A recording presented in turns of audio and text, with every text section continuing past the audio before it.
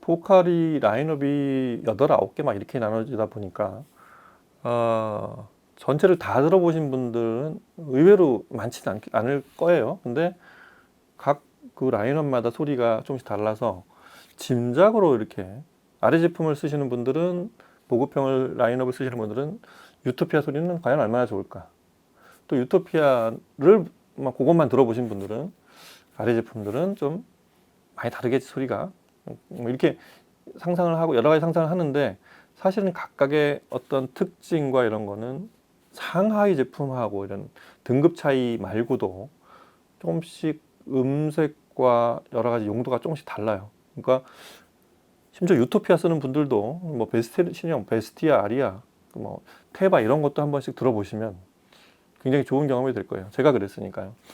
그리고 각 시스템에 맞는 조합이 있다는 것도 굉장히 중요한 포인트입니다. 그러니까 포컬 소리를 듣는다는 거는 그 조합에 맞는, 또 그 세팅에 맞는 앰프, 특히 앰프 이런 게 되게 중요해요. 그래서 와인 오디오 같은 데가 이제 좋은 건 뭐냐면 소프라 2, 3, 그 다음에 유토피아 시리즈, 이게 마에스트로나 스칼라 같은 것들을 여기서 딱 하나 앰프로 듣는 게 아니라, 여기 지금 몇 개예요 이게? 하나, 둘, 셋, 넷, 다섯. 여기만 한 5가지 조합으로 들어볼 수 있다는 거. 와서 좀 직원을 귀찮게 하시더라도 이렇게 조합을 해서 나 이거랑 이렇게 한번 들어보고, 얘랑은 또 이 다른 앰프로도 들어보고, 대략 그렇게만 들어봐도 대략 판단이 되실 거예요.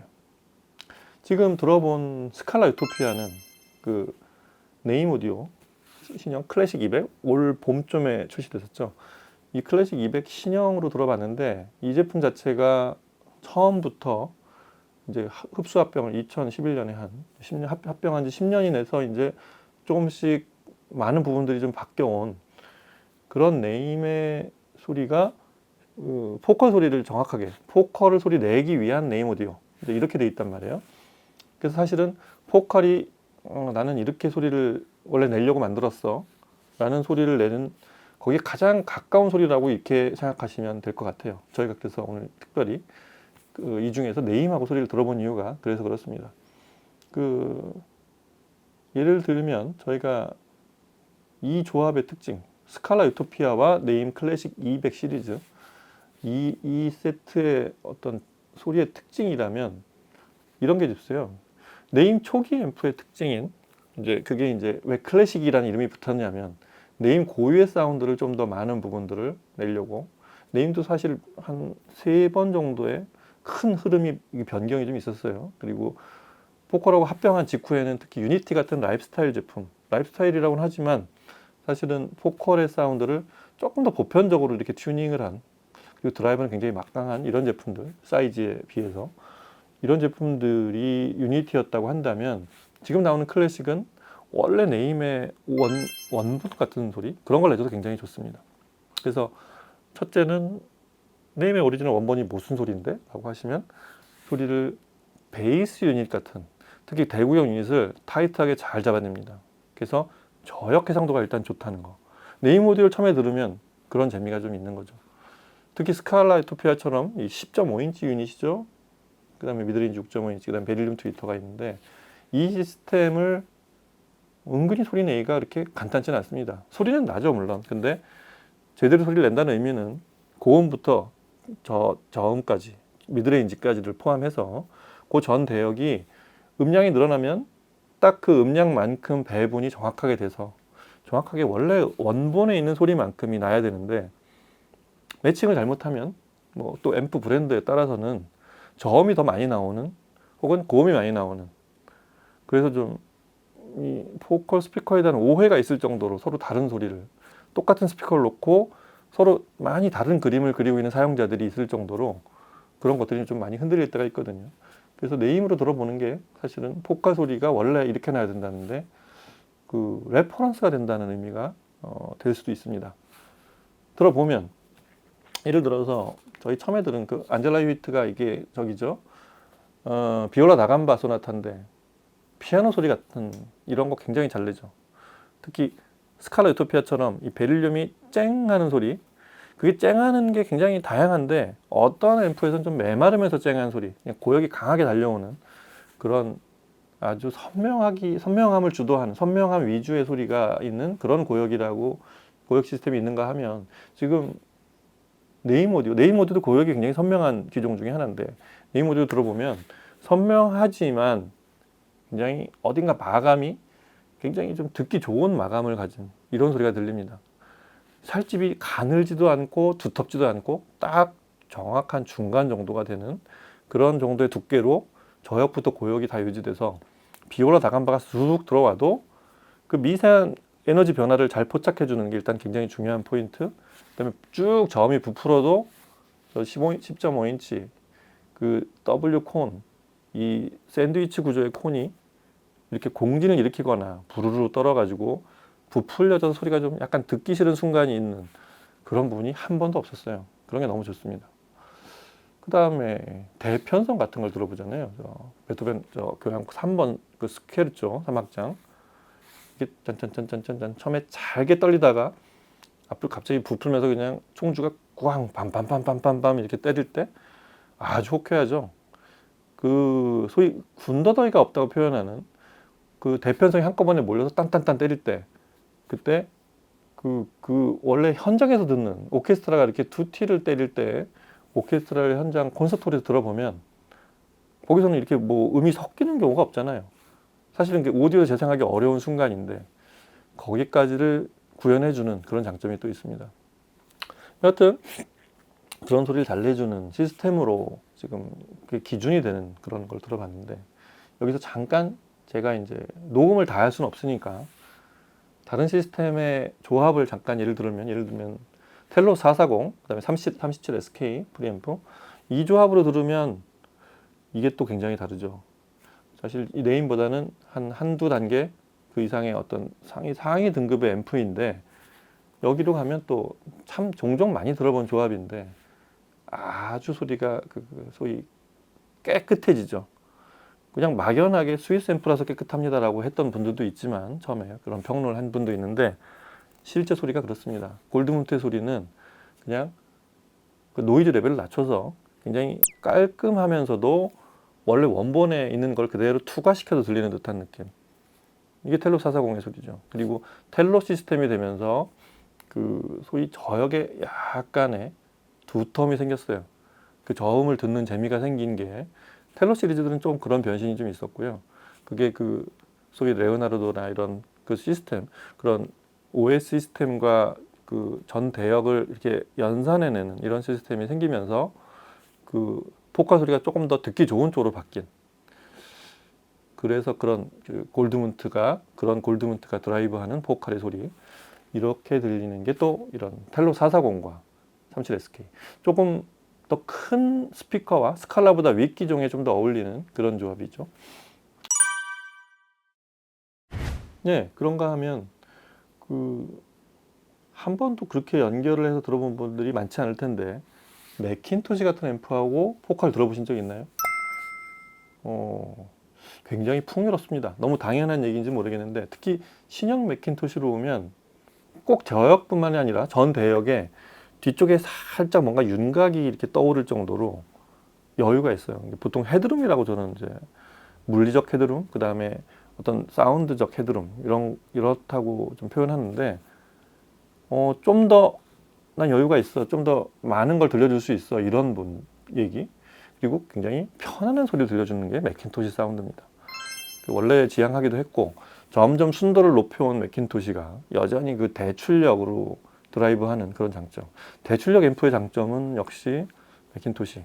그러니까 대출력을 꼭 큰 방에서 쓰는 게 원래 맞기도 하지만 꼭 넓은 방이 아니더라도 지정된 방에서 똑같은 방에서 일반적인 출력 앰프를 쓰다가 맥킨토시 같은 고출력 앰프, 대출력 앰프를 쓰게 되면 거기 생기는 여유로움 같은 게 있어요. 뭔가 좀 이렇게 종종 제가 낮은 대역에서는 마치 어뢰를 물 밑에서 쭉 묵직한 뭔가 이렇게 달려오는 듯한 느낌. 그런 소리들을 끌어내는 소리가 바로 맥킨토시의 소리이기도 하고 중역대 이상에서는 되게 편안한 소리 들려주는 게 또 맥킨토시의 음색입니다. 여기 또 1.25K나 그 다음에 C12000 이건 뭐 최상위 제품 라인업이기도 한데 스칼라보다는 좀 더 위쪽 마에스트로나 사실은 저급이면 스텔라 유토피아까지도 들려줄 수 있는 그런 시스템이 또 있고요. 그거에 이제 인티앰프인 12000. 사실 이 정도가 스칼라 유토피아하고 드라이브의 어떤 등급이나 가격 등급도 대충 맞는 것 같고요. 그리고 스칼라 유토피아나 이쪽은 트위터가 IAL이라는 거죠. 인피니트 어쿠스틱 로딩이라고 그래서 일반적인 베릴륨으로 만든 이렇게 밀폐된 구조에서 안쪽에서 이렇게 공진을 감소시키는 이런 방식이라 그러면 아시겠지만 소프라는 뒤쪽을 개방시켰어요. 그게 굉장히 혁신적인 방식이었어요. 전체 라인업, 포컬 라인업 중에 유일한 그걸 이제 IHL 로딩이라고 그러죠. 인피니트 혼 로딩이라고 그래서 혼 방식처럼 뒤를 튀어놓은 방식으로 그 소리가 좀 약간의 여운을 더 많이 만들어내서 포컬의 원래 전통적인 소리하고는 약간 틀립니다. 특히 유토피아하고는 좀 다르지만 그렇게 아주 굉장히 밀도감이 높고 그렇게 아주 타이트하고 단단한 소리, 아주 골격이 튼튼한 이런 소리보다는 조금 여운을 주는 편안한 소리 쪽이 소프라 쪽이라서 포컬을 별로 안 좋아하던 분들도 소프라를 굉장히 많이 사용하는 그런 경우를 봤던 게 소프라가 사실은 그래서 판매량은 훨씬 많지 않았을까. 많은 분들이 소프라를 환영했던 이유가 주로 저 IHL 그 트위터에 그 개방된 그 소리 때문에 좀 더 많은 부분들이 작용을 하지 않았을까 싶습니다. 나머지 원리들은 똑같고요. 여하튼 이런 소프라의 2, 3 이 두 제품도 약간의 차이가 있죠. 또 많이 시스템으로 실제로 갖춘 그런 조합 중에 하나였죠. 그게 오히려 맥킨토시 12000 같은 제품하고 좀 더 잘 어울리는 조합이 될 수 있겠습니다. 자, 와이노드 여기 있는 조합이 이렇고요.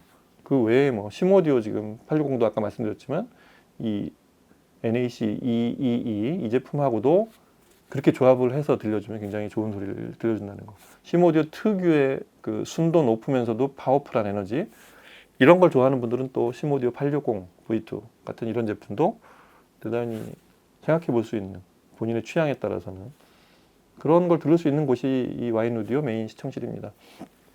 자, 저희가 대충 그러면 1편에서 들려준 그런 사운드 그리고 포컬의 어떤 계보, 히스토리 이런 얘기들을 좀 정리해 드렸는데 포컬은 왜 사느냐, 포컬 스피커를 듣는 이유 지금 듣고 계시는 분, 그 다음에 포컬을 심지어 안 좋아하는 분, 그 다음에 포컬에 한번 빠져보고 싶다 이런 분들 공통적으로 알려드리고 싶은 게 뭐냐면 포컬이라는 스피커는 라인업이 되게 다양하다는 거, 각각의 사용도 그 용처와 스타일이 다르다는 것도 한번 이번에 알려드리고 싶고, 그 다음에 포컬의 최상인 뭐 저 유토피아 시리즈 있지만 포컬을 듣는 이유는 대부분 그 처음부터 소재와 그 소재를 개발해서 그 소리를 들려주기 위한 그런 유닛 개발부터 시작한 회사로서의 포컬이 아주 첨예하고 정확한 소리를 내게 하기 위한 그거에 지금 최선단에 있는 게 베릴륨이란 트위터 이 방식인데 그게 다루기가 굉장히 어려운 트위터예요. 그래서 그 소리를 제대로 내면 나머지 미드레인지와 베이스 소리는 상당히 잘 잡혀 있을 가능성이 높습니다. 그래서 트위터 소리를 보컬의 트위터를 이렇게 낼 수 있는 그 정도 등급이 안 되는 앰프로 들어보신 분들이 의외로 많은데 그때 나오는 얘기가 포컬은 소리가 강하다, 귀가 피곤하다. 그런 앰프도 들으면 당연히 그렇습니다. 그건 포컬뿐만 아니라 굉장히 그 대역이 높거나 고역의 반응, 그 트위터 높은 대역에서의 재생이 민감한 스피커들은 대부분 피곤하게 들려요. 앰프가 그걸 못 받쳐주면 그렇습니다. 받쳐준다는 표현이 좀 그런데 그 정확한 떨림을 왜곡 없이 그렇게 재생할 수 있는 앰프가 중요해요. 그래서 그렇게 들어봐야 이 고역이 피곤한지 아닌지가 판별이 되는데 보컬은 선명하고 정확한 소리를 들려주지 피곤한 고역을 갖고 있지는 않습니다. 그거를 잘못 듣고 있다면 한번 이번에 생각을 좀 들어보면서 한번 생각을 좀 바꿔보시기 바랍니다. 그리고 의외로 이 샌드위치 구조 W콘에 대해서 그건 그냥 딸려오는 그런 소리인 줄 알고 계시는 분들도 많은데 이 소위 그 W콘 샌드위치 구조의 이 우퍼와 미드레인저 우퍼도 다른 스피커하고는 음색이 전혀 달라요. 이 샌드위치 구조를 만든 이유도 이 앞에 경량으로 반듯하게 움직이는 하지만 에너지를 많이 내면서도 하지만 굉장히 동작이 기민하게 트위터하고 거의 같은 그 정도의 기민함과 정확성으로 움직이게 만든 그런 구조라서, 그래서 가볍게 만들려고 3중 구조를 만들고 얇은 막을 붙여서 만든 거예요.